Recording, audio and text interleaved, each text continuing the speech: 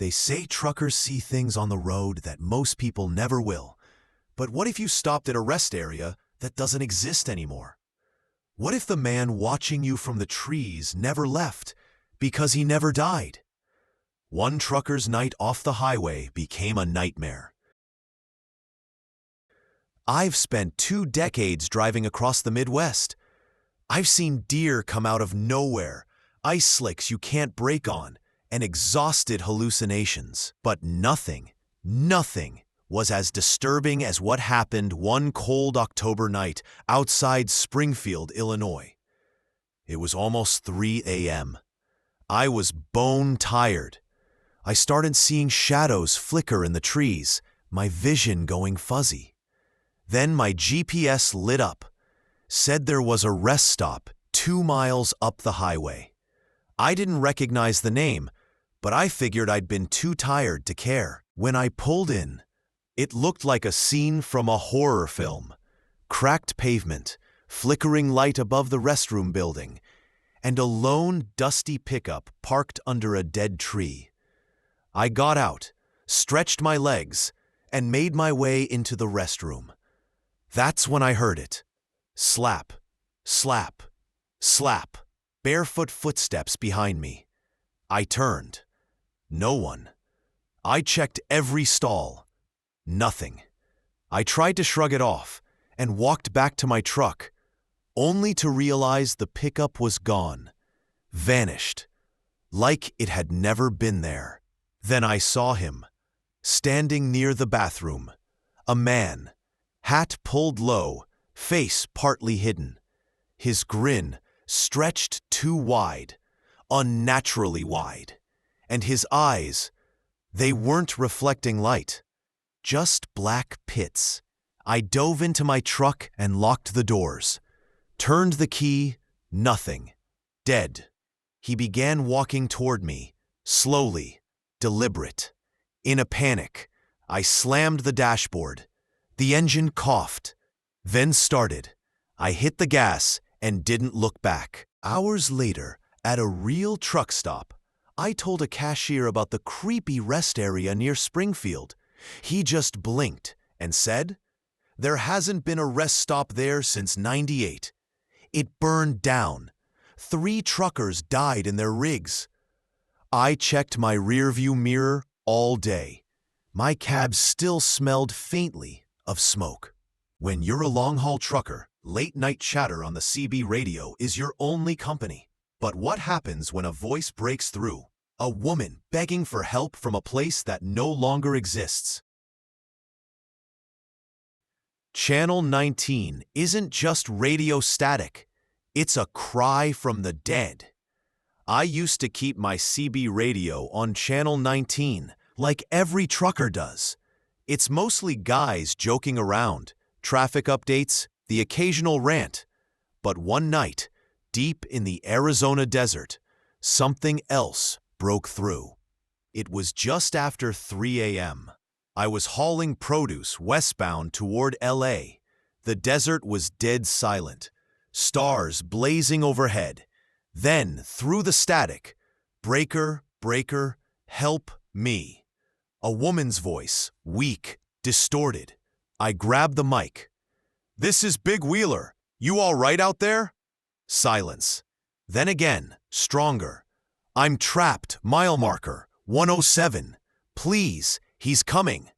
I checked the GPS. I was 20 minutes from that marker. I pushed the pedal harder, eyes locked on the highway. When I got there, sure enough, a white car lay overturned just off the road, hazard lights dimly flashing. I pulled over, ran out with my flashlight, but no one was inside. No blood, no tracks, nothing. Then the radio lit up again. "He's here." I turned back to my rig. A man was sitting in my passenger seat. I never heard the door open.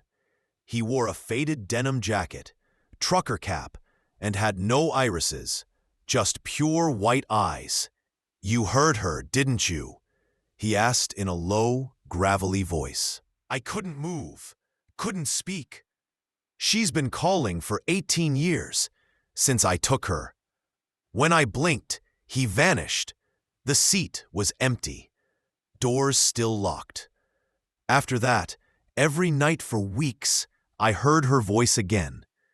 Different channels, same message.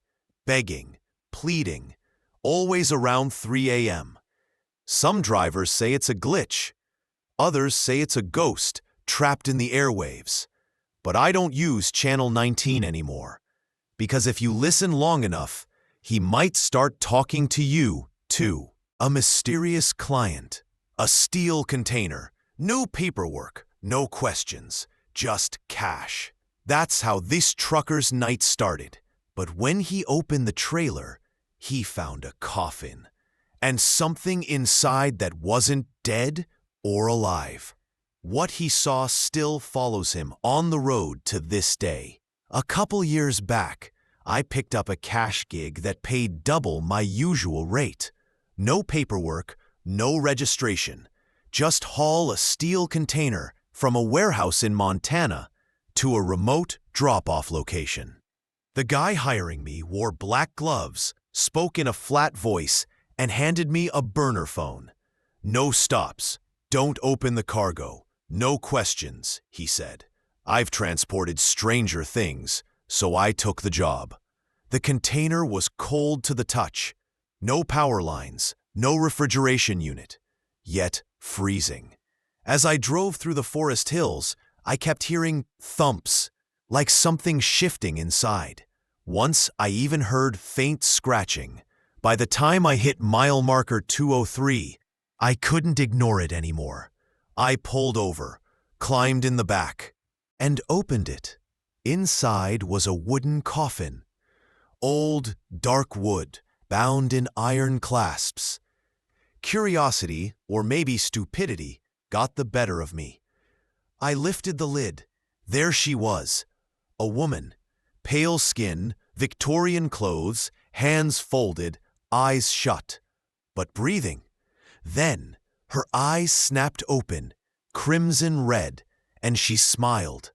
I slammed the lid and stumbled back, heart pounding.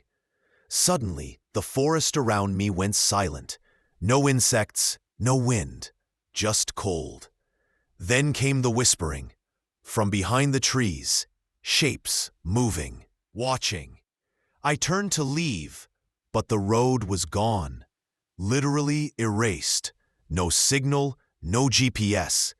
Then, headlights in the mirror. A black SUV. Two men stepped out. Clean suits, pale faces, no emotion. They walked to the container, said nothing, chained the coffin shut again. One handed me an envelope. You never saw her. Keep driving. The SUV disappeared into the night. When I finally made it back to the main road, I opened the envelope. Cash. And a handwritten note. You're part of this now. And every so often, when I drive alone at night, I still hear soft breathing in the back of my trailer.